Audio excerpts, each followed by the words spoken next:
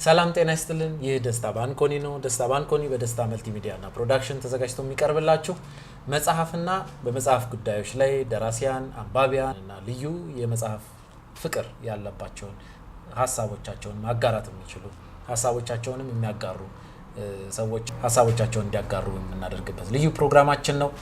ዛሬ እንግዲህ አብራኝ የምትገኘው በጣም የመጽሐፍ ወዳድ አንባቢ ዶክተር አበባ መንገሻ አጠገብ ያለች የህይወት ተሞክሯንና እንዴት ንባብ እንደጀመረች ወደፊት ከኛ ጋርስ በምን አይነት ሁኔታ ትቀጥላለች የሚለውን ከዚህ ቀጥሎ እንመለከታለን። አብራችሁን እንደምትቆዩ ተስፋ እናደርጋለን። አብራችሁን ቆዩ።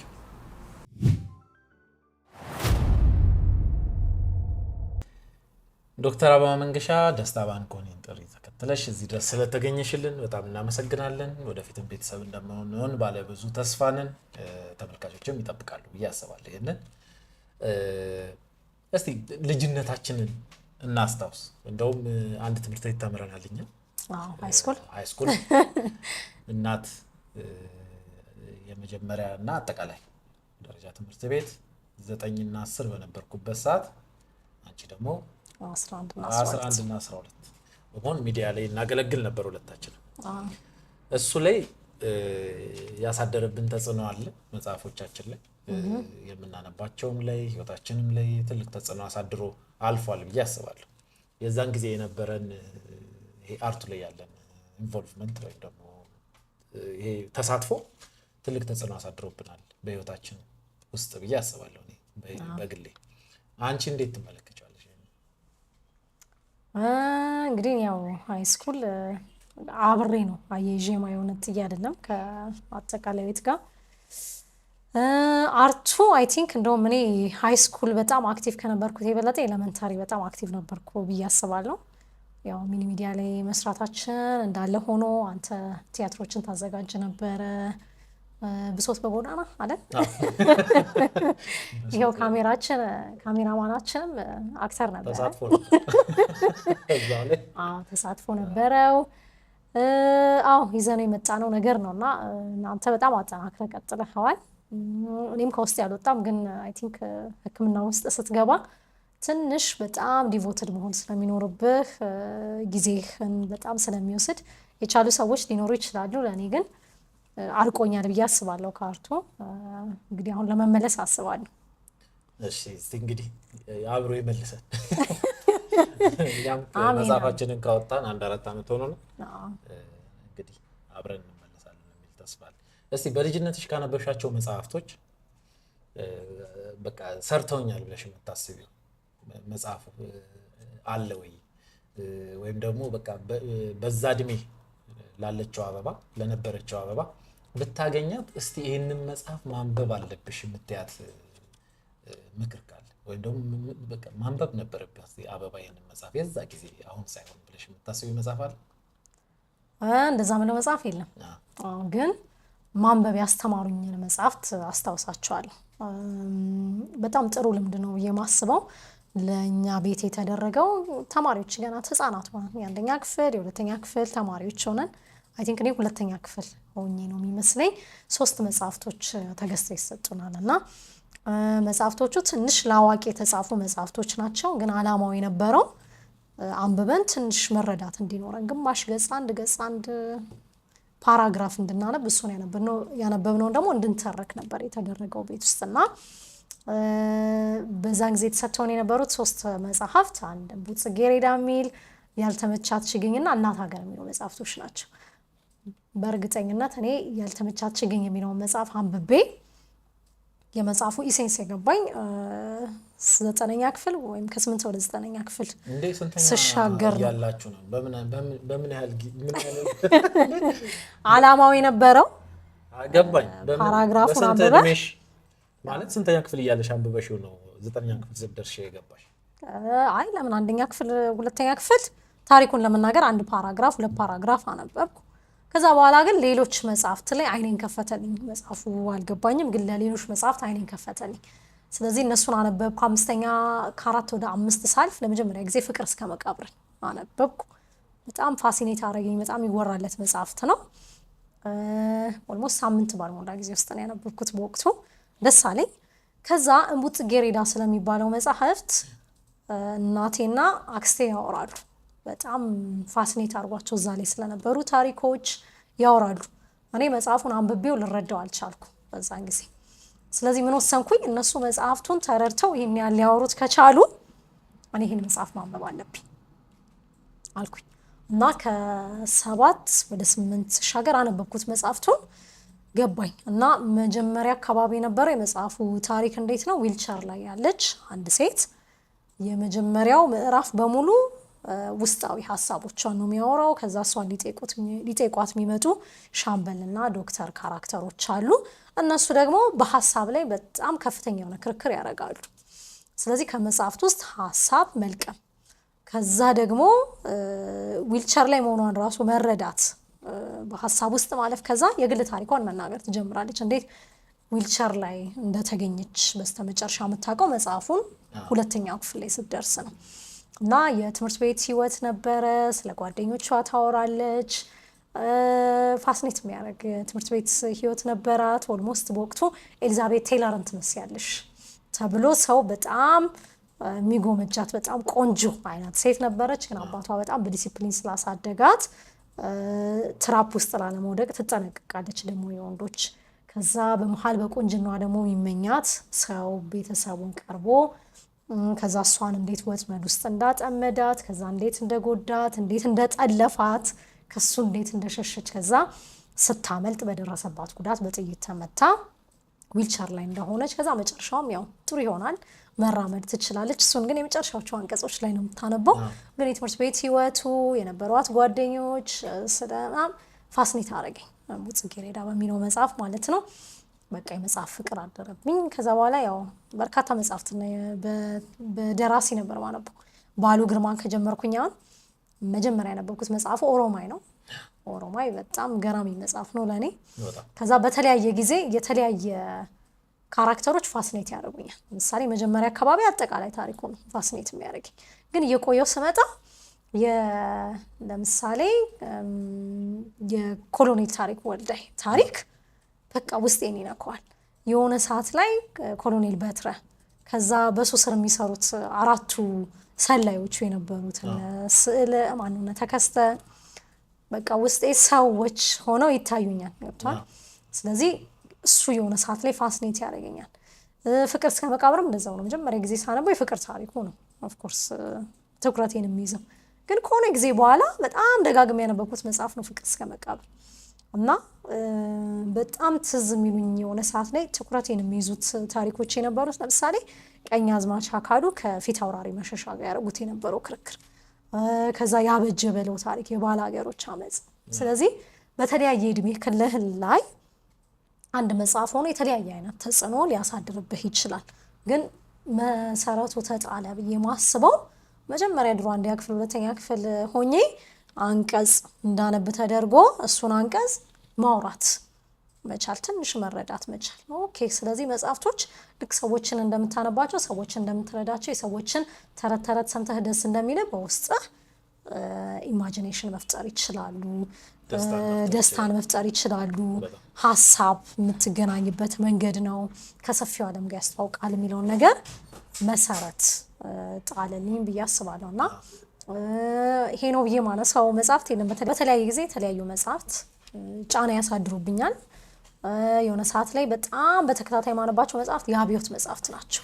ስለዚህ ያ ትውልድ ላይ የነበሩት ከዛ ደግሞ በዛ ወቅት የነበሩት ታሪኮች የነ ህይወት ተፈራን የነ ታደለችን ከዛ አንዳንድ ዝክረ ሰባ ሚል ከዛ ደግሞ ታሪካዊ የሆኑ ልቦለዶች ለምሳሌ እናት ሀገር የሚለው መጽሐፍ ነው። አሁን ቆይቼ ነው ያነበብኩት፣ ግን በኢትዮጵያና በሶማሌ መካከል የተደረገውን ጦርነት የሚያወሳ መጽሐፍ ነው።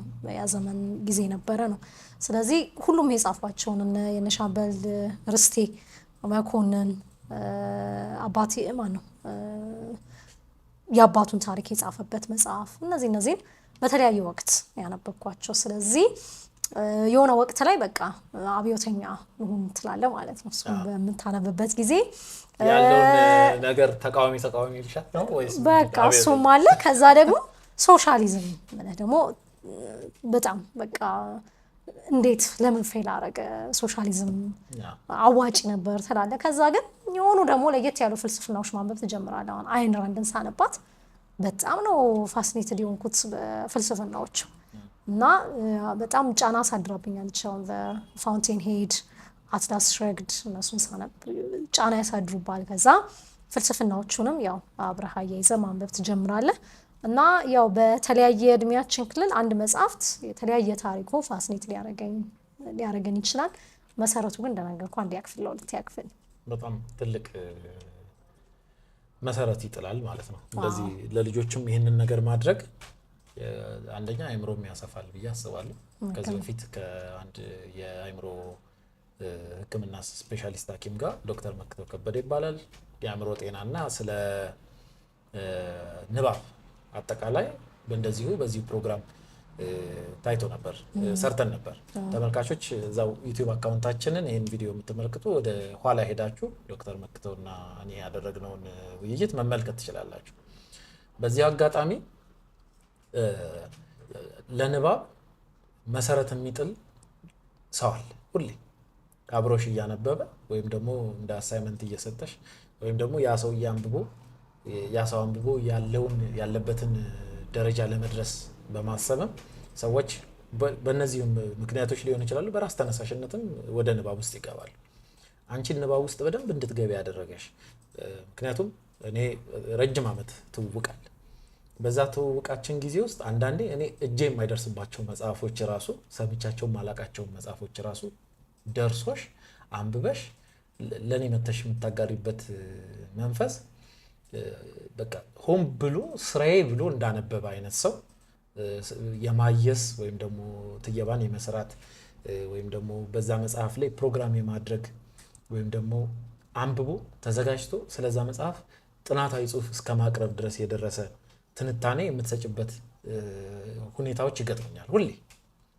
ስለዚህ ያንን ያክል ውስጥሽ እንዲቀር የሚያደርግ ፍቅር እንዲሰጥሽ ያደረገሽ ነገር ምንድን ነው? ንባብን ማለት ነው። በጣም ቢዚ ነሽ። ምክንያቱም ብዙ ሐኪሞች አውቃለሁ እና እነሱ ያለፉበትን መንገድ ሁሉ እያለፍሽ በጣም አሁን ላይ እንግዲህ ተመልካቾች አሁን በዚህ ሰዓት ዶክተር አበባ ማለት የጥቁር አንበሳ ስፔሻላይዝ የጳውሎስ ስፔሻላይዝድ ሆስፒታል የህፃናት ድንገተኛ ክፍል ሰብ ስፔሻላይዝ ለማድረግ ጽኑ ህሙማን ክፍል ሰብ ስፔሻላይዝ ለማድረግ ፌሎሺፕ ላይ ያለች ሰው ነች እና አሁንም መጽሐፎችን እያነበበች እየመጣች ገለጻ ታደርግልኛለች እና ያለሽን ጊዜ ራሱ ትርፍ ጊዜን ከምንም ነገር በላይ ለመጽሐፎች የምታውይበት ሁኔታዎች እንደሚያመዝኑ ይረዳለሁ እኔ በግሌ። ስለዚህ ያንን ያክል ፍቅር እንዲሰጥሽ ያደረገው ነገር ምንድን ነው? አብዛኞቻችን ያ ፍቅር የለም። ያው ጠቅለል ለማድረግ ሳይሆን ባንቺ ልክ ፍቅር የለም ባጭሩ። ስለዚህ ያሉ ሰዎች ሊኖሩ ይችላሉ። እኔ ስለማውቀው ነው ራሴ እንደዚህ ብለው። ስለዚህ ባነብም በቃ ያን ያክል ትንታኔ ለመስጠት ሳይሆን የሆነ ከዛ ውስጥ ቃረም ማረጋት ዕውቀት ካለች ሊይዝ ይችላል እንጂ የዛሬ አንደኛ ክፍል እያለው የጻፍኩትን መጽሐፍ ያነበብኩትን መጽሐፍ እያንዳንዱን ካራክተር እያንዳንዱን እንትን አንዳንዴ በጣም የሚገርም ፔጅ ሁሉ ልታስታውሺ ትችላለሽ እና ያንን ያክል ፍቅር በጣም ትልቅ ፍቅር ነው ብዬ ነው የማስበው። በጣም ከቢዚነትሽ ወጥተሽ በቃ ምንም አይነት አእምሮሽ ላይ ኢንተራፕሽን ሳይኖር ዲፕሊ ማንበብ ማለት ትልቅ መሰጠት ነው። ያንን ያክል ፍቅር እንዴት ልታገኙ ይችላል? እንግዲህ እንዳልኩ የመጀመሪያው ግንኙነቱ ነው እና ከመጽሐፍ ጋር ያለኝ ግንኙነት የሚመስለኝ የተፈጠረው በጣም በአርሊ ኤጅ ላይ ያለው ነው። ስለዚህ በትንሽነቴ ነው። ስለዚህ ለእኔ መጽሐፍት ልክ ሰው እንደማወቅ ነው። ሰውን አውቀህ ያንን ሰው ተረድተህ ከሱ ጋር እንደምታረገው ክርክር እንደምታረገው ውይይት እንደምታረገው መጽሐፍት ለእኔ በቃ እንደ ሰው ማለት ነው። ስለዚህ ጀምሬ ይሄንን ሰው አልወደድኩትም፣ ይሄ ሰው ይሄ ነገሩ ያናድደኛል እንደምትለው መጽሐፍቶቹ በውስጥ ያሉት ልክ እንደ ሰዎች የሚያናድዱህ የሚያስደስቱህ ይሄን አርገውኝ ብለህ ከህይወት ጋር እንደምታቆራኛቸው አይነት ባህሪያት ያላቸው ግዑዛን ነገሮች ሳይሆኑ ህይወት ያላቸው ነገሮች ሆነው ነው የሚታዩ። ይሄ ቁርኝት የተፈጠረው ምናልባት ማንበብ የጀመርኩት በጣም ያንግ ኤጅ ላይ ስለሆነ ነው ብዬ አስባለሁ። ከዛ ሁለተኛ ለማንበብ ብዬ አይደለም ማነበው፣ በቃ ኢትስ ላይክ እንዴት ልበል አሁን ሁልጊዜ ማድረግ አለብኝ ብለህ ግን ሳታስብ ሳታቀድ የምታረገው ነገር የለም። ስለዚህ ኦልሞስት አንዳንዴ ለኔ ንባብ እንደዛ ሊሆን ይችላል። አሁን ልቦለድ መጽሐፍት ማንበብ ሊሆን ይችላል። ስለዚህ አቅጄ ምናምን ላይሆን ይችላል። ዛሬ ይሄን መጽሐፍ በዚህ ወር ይሄን ጨርሳለሁ ብዬ ራሴ ላይ ጫና አድርጌ ማድረገው አይደለም። ግን ትንሽዬ የሆነች ጊዜ ቢኖረኝ ውይ አሁን ሰው ምንድነው በጣም ጊዜ ሲኖረው ውይ ባረኩት የሚለው ነገር ሶሻል ሚዲያ ላይ ከፍተህ ወይ ቲክቶክ መጠቀም ሊሆን ይችላል፣ ዩቲዩብ ቪዲዮስ ማየት ሊሆን ይችላል። ስለዚህ ለኔ ልክ ሰው እነሱ ቪዲዮዎች አይቶ የሚሰጠውን ያህል ደስታ ከመጽሐፍቱ ጋር ማውራት፣ መጽሐፉን ማወቅ፣ መጽሐፉን ማንበብ የዛኔ አይነት ደስታ ይሰጠኛል። ስለዚህ ኮኔክሽኑ አርሊ ኤጅ ላይ ስለተፈጠረ ይመስለኛል እና ኦልሬዲ ግንኙነት ባለኝ ብዬ አስባለሁ። ለዛ ሊሆን ይችላል እና ግን አንተ እንዳልከው በጣም ታላቅ የመጽሐፍ ፍቅር አይደለም፣ ያው መጠነኛ ነው። የሚገባኝ ታላቅ ፍቅር እንደሆነ ነው። እና እስቲ አሁን እንግዲህ በዚህ ፕሮግራም እንጀምራለን አይደል? ስለ መጽሐፍቶች ማውራት እና እንግዲህ ተመልካቾች ይወስናሉ። ከቅርብ ጊዜ ወዲህ አንብበሻቸው በጣም የተመሰጥሽባቸው መጽሐፍቶች በጣም ብዙ ይወጣሉ። አንድ ሁለት አይደለም፣ በጣም ብዙ ይወጣሉ። እዚህም እኛም ከዚህ መድረካችን ላይ አንድ 3-4 መጽሐፎች የተመረቁ መጽሐፎች አሉ። ያስመረቅናቸው መጽሐፎችም አሉ። እዚሁም ተገኝተው ያስተዋወቁ ደራሲያን አሉ እና አንቺ ካነበብሻቸው መጽሐፎች ውስጥ በጣም በቃ ገርሞኛል የምትይው በጣም ለየት ያለ ሀሳብ ይዘው ተገኝተዋል። የኔን ስልሽ ብዙ ጊዜ አሁን በጣም ተደጋጋሚ ነገር እያነበበ ተመሳሳይ ነገር እያነበበ መጥቶ የሆነ ሰዓት ላይ አዲስ ነገር ሲመጣለት ሰው የመቀበል ነገሩም ትልቅ ይሆናል። ነገሮችንም ተገንዝቦ ከዛ መጽሐፍ አንጻር የመረዳት የአእምሮ ስፋቱም የዛን ያክል ሰፊ ይሆናል። ከእሱ አንጻር የምታስቢያቸው አሁንም በቃ ዋው ብለሽ የምታስቢያቸው ደራሲዎቹን እስከ ማድነቅ ድረስ የደረስሻቸው እነማንን ነው? የድሮዎቹን በጣም ብዙ ነው እንግዲህ። ከድሮዎቹ ያው ሌጀንዶቹ የታወቀ ነው። አዲስ አለማየሁ፣ እነ በዓሉ ግርማ፣ ብርሃኑ ዘሪሁን በቃ ብዙ ናቸው። ጳውሎስ ሚኞም እኔ ብርሃኑ ዘሪሁን፣ ስብሐት ገብረ እግዚአብሔር ቃላት የለኝም። በቅርብ እንግዲህ አዳም ረታ የቅርብ ነው የምንለው አይደል? ስቲል እያወጣ ስለሆነ አሁንም አልነጠፈም የእሱ ብዕር ገና። ስለዚህ እንግዲህ አዳም ረታ አለ። ያው አዳም ረታ፣ አለማየሁ ገላጋይ አለማየሁ ገላጋይ ያሁኑ ነው።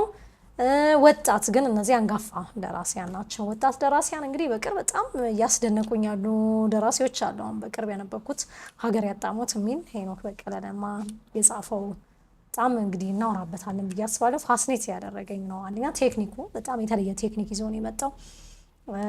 ድሮ ከምናውቀው የትረካ ዘይቤ በጣም የተለየ፣ ከዛ ፋንታሲ ያለው፣ ከዛ ግን መሰረታዊ የሚባሉ የህይወት ጥያቄዎችን ያነሳ የተከራከረ፣ ከዛ እሱን ጭብጡን ደግሞ ለማስረጽ ህይወት ያላቸው የሚናገሩ ከውስጣችን የማይጠፉ ገጸ ባህሪያትን አምጥቶ ያወራ ነው። በጣም ዩኒክ ነው ብዬ አስባለሁ። ሌላ እንትና ማነው እሱ ባለው ሁለት ትዝታሽን ለኔ ትዝታሽን ላንቺና ፀሐይ ከጨለማ ይብናልሽ ሁለት መጽሐፍትን አበርክቶልናል። እሱም እንዳልኩ ቴክኒኩ የተለየ ነው። ከዛ በተጨማሪ ደግሞ በጣም ግሩም የሆኑ ታሪኮች፣ ግሩም የሆኑ ፍልስፍናዎች የተንጸባረቁበትና መጽሐፍት ብዙ ጊዜ ሲጻፍ ከጊዜ ጋር የተሳሰረ፣ ከቦታ ጋር የተሳሰረ፣ ከስም ጋር የተሳሰረ ሆኖ ነው አይደል? ግን ገጸ ባህሪያት በስምን ባታውቃቸው፣ በጊዜ ሳይወሰኑ፣ በቦታ ሳይወሰኑ ታሪክ ይነግሩሃል እና ይሄ ጎደለው ማትለውን ታሪክ በዚህ አይነት ቴክኒክ ማቅረብ ይቻላል የሚለውን አሳይቷል።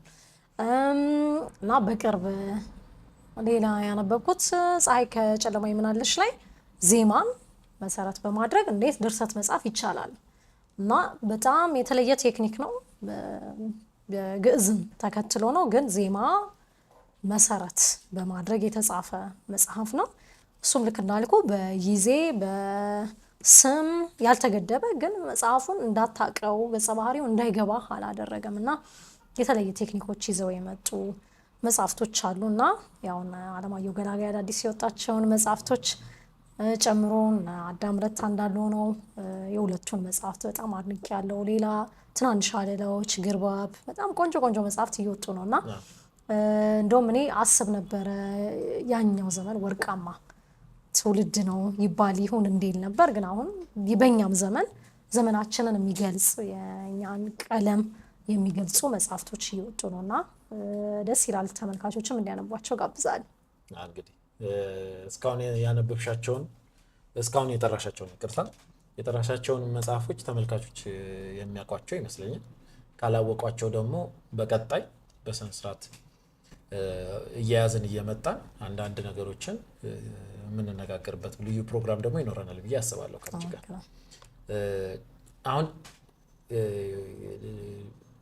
ድንገት እንዳይሆን ነው እንጂ ሪከመንድ የምታደርጊው ሰዎች በቃ በእድሜያቸው ቢያነቡት ያው ቅዱስ የሆኑ መጽሐፍቶች እንዳሉ ሆነው ቅዱስ ቁርአንም አለ መጽሐፍ ቅዱሶችም አሉ ያውች ስል 81 አድሚውን 61 ሁሉንም ያጠቃልላል መጽሐፍ ቅዱስ እሱም እንዳሉ ሆነው ነገር ግን አሁን በእኛ ጊዜም ወደፊትም በሰዎች የተጻፉ መጽሐፍትን ሰዎች ቢያነቡ የምትያቸውን ሶስት ስጪ ብትባል እንዱ መገደብ በጣም እንጂ ሶስት ስጪ ብትባይ ምን አንደኛው የስንብት ቀለማትን እሰጣለሁ የስንብት ቀለማት የአዳም ረታ መጽሐፍት ነው በቃ አንደኛ መጽሐፍት ነው ምንም ቃላት የለኝም አንብባችሁ ፍረዱ ነው አንብባችሁ ፍረዱ የስንብት ቀለማት ሁለተኛ እንግዲህ ሁለተኛ ከባድ ነው ከብርሃኑ ዘሪሁን አንድ መምረጥ አለብኝ እውነት ለመናገርና ከቴዎድሮስ እንባና ከጨረቃ ስትወጣ አይ ዶንት ኖ እሺ ብቻ ሁለቱን እንደ አንድ ልቁጠርልሽ ወይ የታንጉት ሚስጥር አላውቅም ሶስቱን እንደ አዲስ እንደ አንድ ላይ ያዝልሽ ሁለተኛ ብዬ ማለት ሁለተኛ ያው መጨረሻ ሀገር ያጣሙት ማለት አሁን አዲስ ከመጡት ግን አሁን አንተ ገደብከኝ እንጂ ቅርቅር አለኝ ሳልጠራቸው በቃ ምን ማድረግ ይችላል አለማየሁ ገላጋይ እንግዲህ ከድሮ ከነ ማናት እነ ኩርቢት የብርሃን ፈለጎች ከዛ ሶስቱ መጽሐፍት በፍቅር ስም በእምነት ስም በእውነት ስም የተጠላው እንዳልተጠላ ቅበላ በጣም ሚጣል መጽሐፍ አለው ብዬ አላስብም እንግዲህና የሱ መጽሐፍት የባሉ ግርማ የነ ሐዲስ አለማየሁ ከዛ ትርጉሞች በሙሉ እነ ሳህለ ሥላሴ የሚጽፏቸው መጽሐፍት በጣም በቃ ህይወታችንን ያሳመሩልን ናቸው የነ አንቷን ቼኮቭ መጽሐፍቶች ዶስቶቭስኪን እንዴት አለመጥራት እችላለሁ ዶስቶቭስኪን የመሰለ ደራሲ ያው ግን ሪኮሜንዴሽን ስትራይን ቀድሞ መጀመሪያ ጭንቅላቴ ውስጥ የመጣው የሀገር ውስጥ መጽሐፍት ነው ያው ዶስቶቭስኪ አለ ያው ኦፍ ኮርስ ሼክስፒር አለ እንግዲህ ስንቱን እንጠራለን እና አሉ ፍልስፍናዎችም እንዳልኩ ቅድም አይን ራንድ በጣም ገራሚ አስተሳሰብ ያው ሁሉም ሰው ላይስማማ ይችላል በሐሳቧ ግን ገራሚ ሆነች ደራሲ ናት ለኔ መጽሐፍቶቿ በጣም ኢንፍሉዌንስ አድርገውኛል እነዚህን እንዲያነቡ ጋብዛለሁ እነ ቶልስቶይንም ራሺያ አይ ቲንክ ብዙ ነው ያለና አንቷን ቼኮቭ ብያለሁ በጣም ብዙ ናቸው እሱ እንግዲህ ወደዛ ከገባሽ በጣም ሰፊ የሆነና የኛን ሀገር ማሳነስ ሳይሆን እኛም ሀገር የራሳችን የሆነ ከለር አለ ቋንቋችን የፈቀደልንን ያህል ብቻ ባይሆንም ከፈቀደላቸው በላይ ራሱ የሚጽፉ ደራሲያን ገጣሚያን አሉ በጣም የሚያስደምሙ ስለዚህ እነሱ ስትመለከቺ በጣም ግሩም የሆኑ ደራሲያን ስለሽ ሊሚትድ በሆነ ማለት እኛ ኢትዮጵያውያን አማርኛን ኢትዮጵያውያን ብቻ ነን በብዛት የምንጠቀመው ምናልባት አንዳንድ አልፎ ጣልጣል ያደረገ ግዕዝን ምንም አንዳንድ ይሄ ከምርምር ጋር በተያያዘ የሚያጠኑ አካላት ካልሆነ በስተቀር አማርኛን አንብቦ ከመረዳት ከማድነቅ ባለፈ በጣም ኤክሰፕሽናል ካልሆነ በስተቀር ያንን ነገር የሚይዙልን አካላት አሉ ብዬ አላስብም በዓለም አቀፍ ደረጃ። እነዚህ ግን አሁን የምትጠሪያቸው ግን በዓለም አቀፍ ደረጃ ተቀባይነት ያላቸው በእንግሊዝኛ ቋንቋ ብዙ ሰው ተደራሽነት ባለው ቋንቋ የሚጽፉ ሰዎች ናቸው። ስለዚህ የኛ ደራሲያን አንቺ እንደ አንባቢ የኛ ደራሲያን እንደው ቢኖራቸው ብለሽ የምታስቢው ወይም ደግሞ ቢያስቡበት ብለሽ የምታስቢው ነገር ምንድን ነው? አሁን አንዳንዴ ማለት ነው ፍቅር እስከ መቃብርን ሳነበው መጀመሪያ እኔ ፍቅር እስከ መቃብርን በአማርኛ አንብቤው የተነካሁትን ያህል ምን አለ ልክ እንደ ሼክስፒር እንደ ዶስቶየቭስኪ ድርሰቶች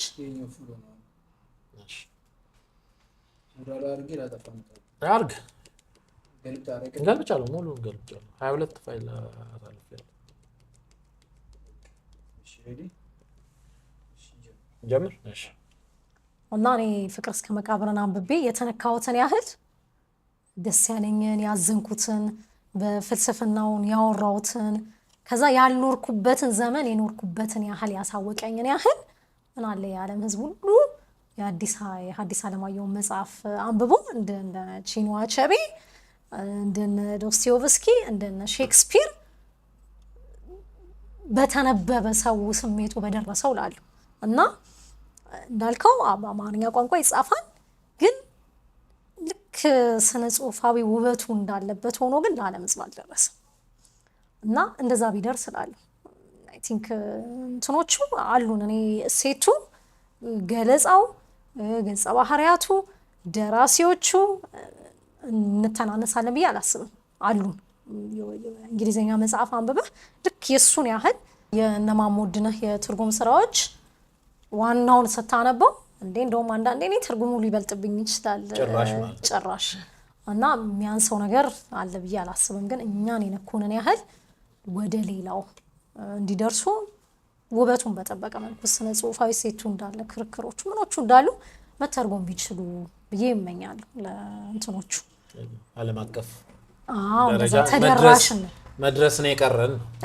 አሁን ቅድም እንዳልኩ አሁን ቺንዋ አቸቤን እየተጠራውለት ነበር። አሁን አር ኦፍ ጋድ ምናምን አንድ ሁለት መጽሐፍ አንብቤያለሁ፣ አንድ ሶስት መጽሐፍ አንብቤያለሁ ቺንዋ አቸቤን እና እኛ ደራሲዎች አሁን ማለት ይገባኛል ሀሳቡ እንትኑ ቆንጆ ነው ውብ ነው ነግርሃል ግን ስሜቱ አሁን የጠቀስኩልህን የኛ ደራሲዎች ቢያወጡትና ልክ እኔ በአማርኛው የተሰማኝ ውበት በእንግሊዘኛው በፈረንሳይኛ በምን ቋንቋ ተተርጉሞ ለዓለም ቢደርስ የምር ኢንተርናሽናል መሆን የሚችሉ በጣም ትልልቅ ስራዎች አሉን ብዬ አስባለሁ። አዳም ረታ እሱን እንዴት ይተረጉሙታል የሚለውንም አላውቅም ግን እሱ ለየት ያለ አቀራረብ ነው ያለው። አቀራረቡ አጻጻፉ እና በስተመጨረሻ ምን ልትይኝ ትችላለሽ? ያው በቀጣይ በደስታ ባንኮኒ በመጽሐፍቶች ሪኮመንድ በማድረግ አንዳንድ ሀሳቦችን በመስጠት እንግዲህ አንባቢያንን ለማብዛት በደንብ እገኛለሁ እና ጠብቁኝ ነው። እኛም እንጠብቅሻለን እዚህ ድረስ ስለመጣሽልን ገልጻ ስላረክሽልን ቀጣይ እንደምትመጭም ቃል ስለገባሽልን ስለምትመጭም ጭምር እናመሰግናለን። በተመልካቾቻችን ስም በጣም እግዚአብሔር ይስጥልን እናመሰግናለን።